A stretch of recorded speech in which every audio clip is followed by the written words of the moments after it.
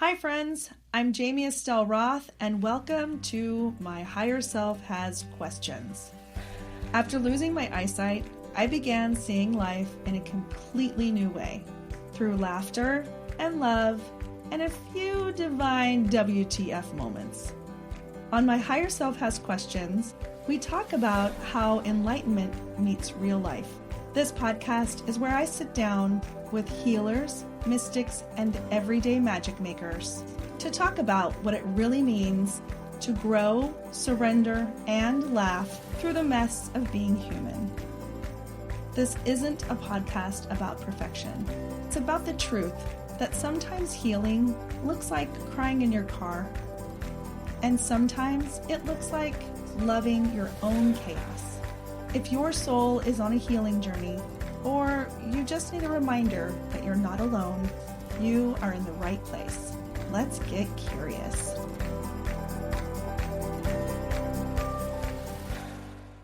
Hey, you guys, welcome to My Higher Self Has Questions. I'm so happy you're here. This is my inaugural episode. I do have a podcast called Minor Mystics that I co-host with my friend Tara Ryan. This, though, My Higher Self Has Questions, came about because I felt like there was a deeper conversation that needed to be had due to all of the really cool people that I've met on this healing journey that I've been on. I will share with you my story because it's important to why I'm doing this and who we will have on the podcast. So my story begins about 4.5 years ago when I saw a black spot in my left eye. Over the next 3 months, that spot grew from the size of a corn kernel to encompassing my entire eyeball. Kind of like a bucket of dirty water had filled my eye. No one else could see it but me. And if you were to put a flashlight up to my eye, I couldn't see it. I had my right eye was fine, and so I thought, well, I'll just be called One-Eyed Jack. I don't want anyone to be afraid or nervous or scared that I might not be able to see, because I absolutely was in denial that I couldn't see. I knew a lot of people that, lived with one eye and they were fine. Within that 3 months of my left eye becoming dark, my body also started to revolt against me and decided to maybe have, 3 flare-ups of diverticulitis. It's like these little bubbles that pop up on your colon, particularly my sigmoid portion, which is the furthest part of the colon before the anus. I know I'm not going to giggle when I say anus, but it's kind of funny. I had 3 flare-ups of diverticulitis while I was losing my eyesight at the same time, and I was pretending like everything was fine.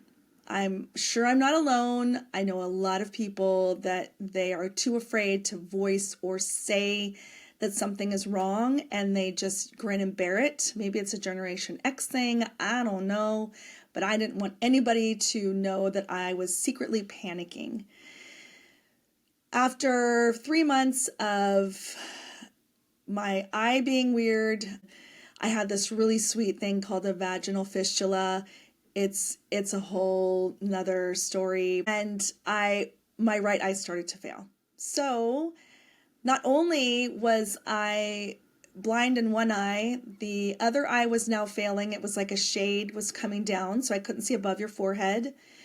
I ended up going to the hospital and had a drain put in my gut. So I had this really sweet party favor that I attached to my belly to drain any of the ick out. And I was going blind. It was fucking scary. And I can't believe I actually am now telling the world about my story, not only with this podcast, but I actually wrote a book titled Should Have Seen That Coming, Navigating the In-Between Moments of Acceptance, Surrender, and Resilience. And it's essentially my story in a nutshell. Well, it was published last year, so it'll be 3 years. The first part of the book is really the chronological breakdown of what happened, because it was scary. It was it was a lot. I didn't know what was happening. I got moved from doctor to doctor. I went to the best doctors at Stanford, and nobody could really tell me what was going on or why my optic nerve was inflamed, why I ultimately was diagnosed with optic neuropathy, and how I could get my sight back. Then this middle part of the book is really about how the hell did I get here? Because a lot of things came up. I went to different intuitives and psychics and did some deep dives into ancestral clearing and past life regression, because the doctors in the Western medicine world did everything they could, thankfully, to help save my life, but they couldn't fix my eyesight, and I knew that ultimately it was going to have to be me, or I was going to find someone who could heal me. The last part of the book is really about the spiritual component. What I mean by spiritual is I went to energy healers, practitioners of Eastern medicine. I did some meditation. I spoke with probably half a dozen psychics. I was looking for consistency, and I got it for the most part.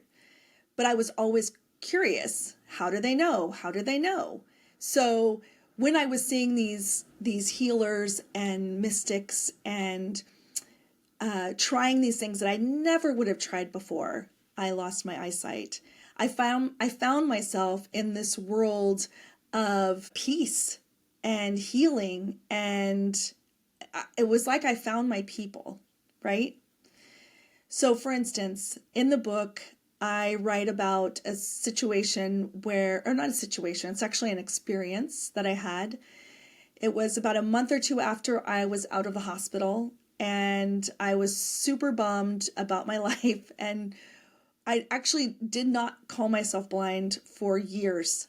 For at least 2 years, I would tell people I'm visually impaired because I didn't want to be known as a blind person. It made me sad, and it had such devastating results, and I didn't know if I could live like that. So I think I just put on my mask that I was trying so desperately to get rid of.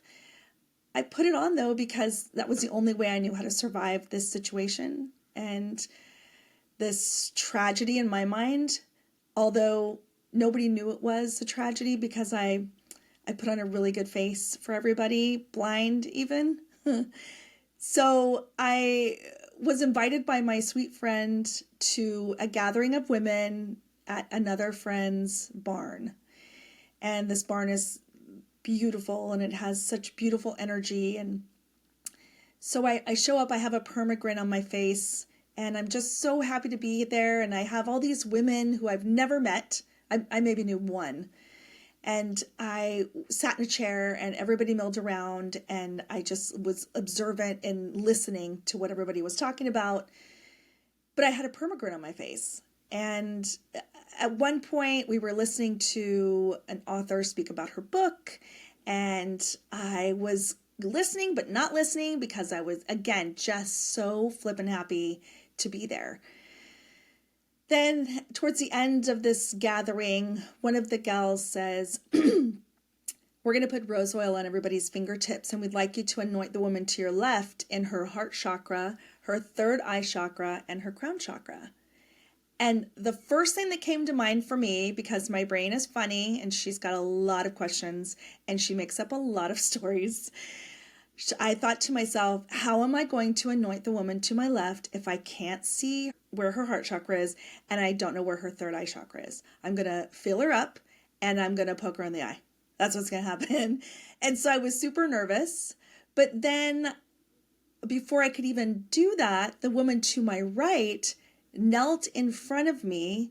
And again, my brain went, oh no, I have to kneel? How am I going to navigate that? I digress.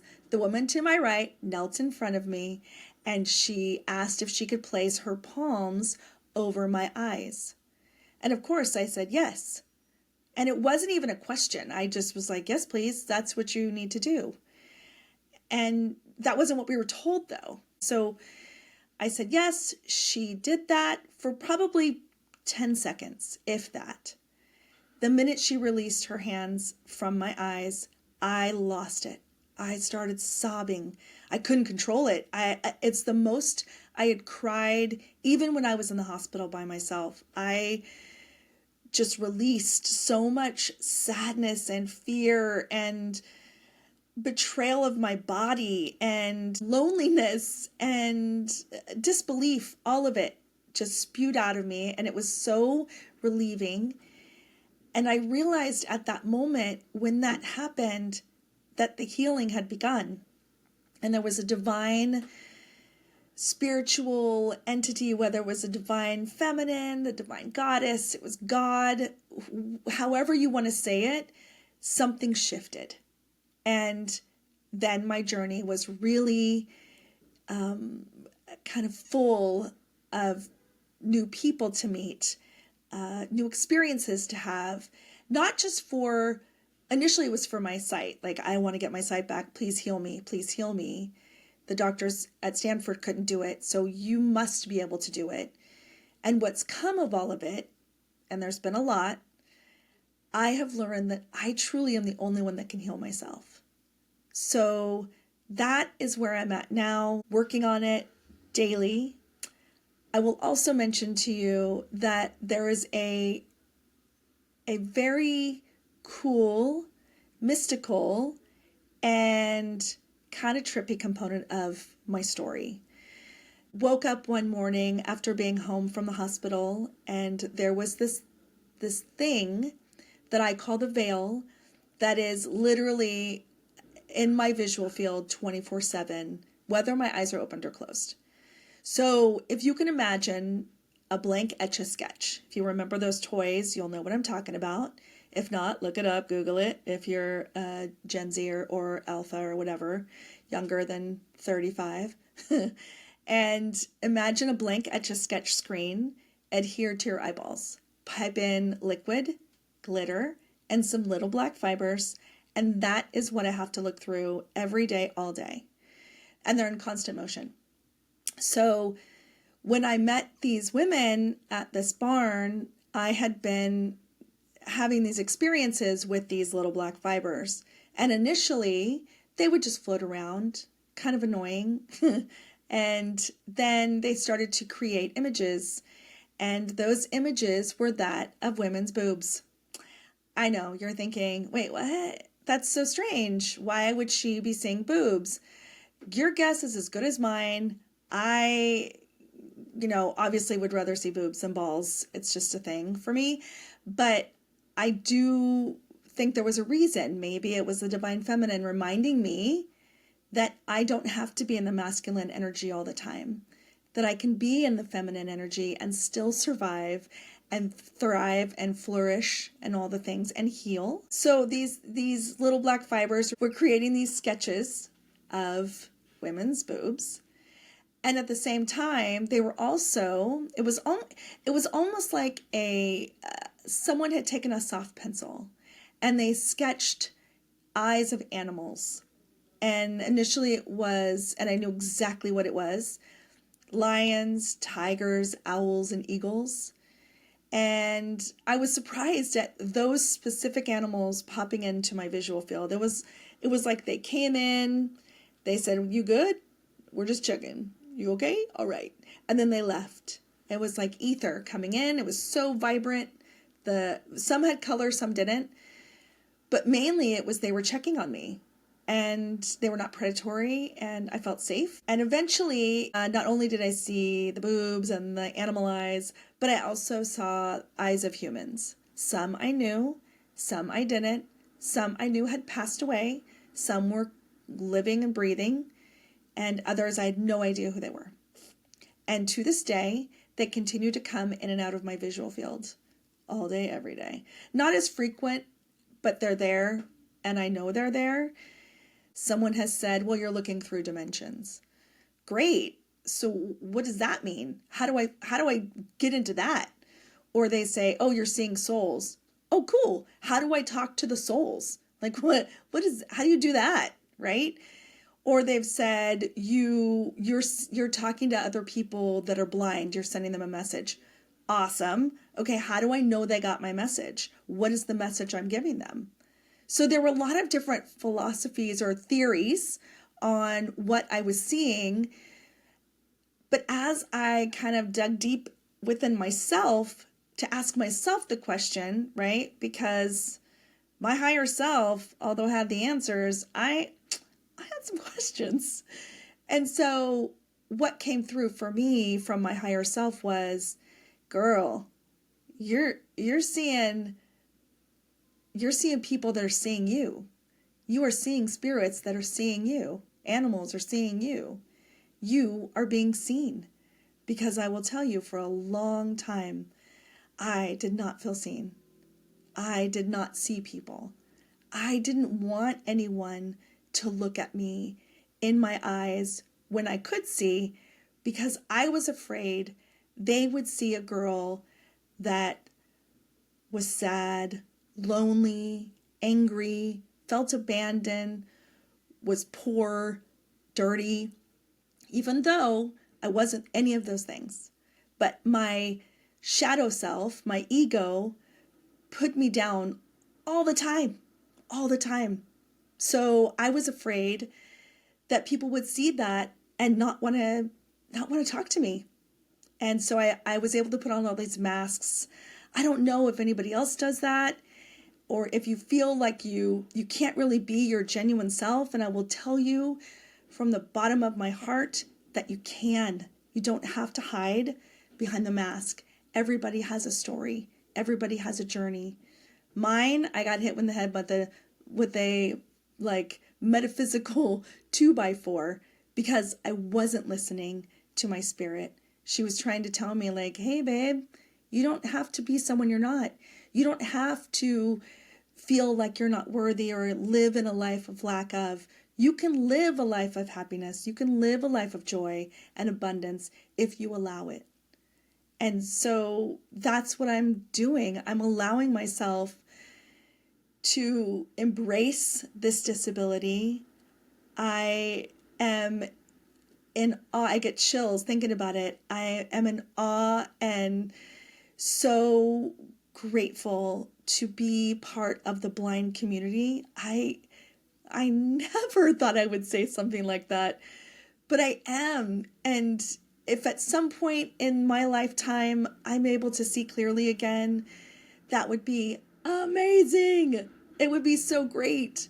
And if I can help others with their journeys with regards to eyesight, the loss of their eyesight, the fear, anything that deals with, not allowing yourself to be your genuine self and really embrace the story that you're in, or shift the narrative so you're not living in a life of lack of. You're actually living a life of abundance and love and joy and fun, all the things. That is what I hope to help others with, you with, whoever is up for it. So that's kind of why I wanted to do this podcast. I wanted to share with everybody what I've done to help myself and not have really somebody heal me, even though that would be amazing. Let's be real about it. But to help myself remind myself that I can heal myself. So I have, just so you know, kind of the few things that I've done and who we will hopefully have on the podcast. There are people who do sound healing, which is everything from crystal singing bowls to gongs to different musical instruments that sound like angels singing. There are shamans, one in particular that I met in Big Sur, who is amazing and really started me down this healing journey. I've met with people that are master Reiki, or they're Reiki masters, and also I've met with those that have done past life regression, ancestral clearing. I've tried psychedelics. I have done frog poison, where they burn your part of your body and then they put the frog poison in it. It's a whole thing. It's a super funny story, and it's also in the book. but we will talk about it on the podcast because I think that there's more questions that need to be asked with that type of modality. There's also meditation. The list goes on and on. So I am really hoping and going to work really hard on having this podcast be a place where you can come, listen to a conversation. I'll ask questions that I think a lot of people might have. And if I don't ask the right questions, or if you feel like there's something I'm missing, let me know and I can always ask them the question for you and then respond back to you with an answer, hopefully. Anyway, I'm so happy that you're here. I'm so happy that I'm able to do this podcast with the help of my friend Ferris Crosby, who has set me up. There's no way I could do this by myself. Anyway, thank you. Love you. We're going to get our higher self questions answered by those that can help guide us and help us see what we sometimes can't see within ourselves. Love you all. Thank you. All right, everybody. That's another episode of My Higher Self Has Questions. If you know someone who could benefit from the conversation we've had on My Higher Self Has Questions, please share the link. You can find me on all socials at Jamie Estelle Roth or at jamieestelleroth.com, where I share my Rebel Meditations, podcast updates, and a few jokes about my questionable adulting. Until next time, keep laughing, keep healing, and remember, your higher self already has the answers.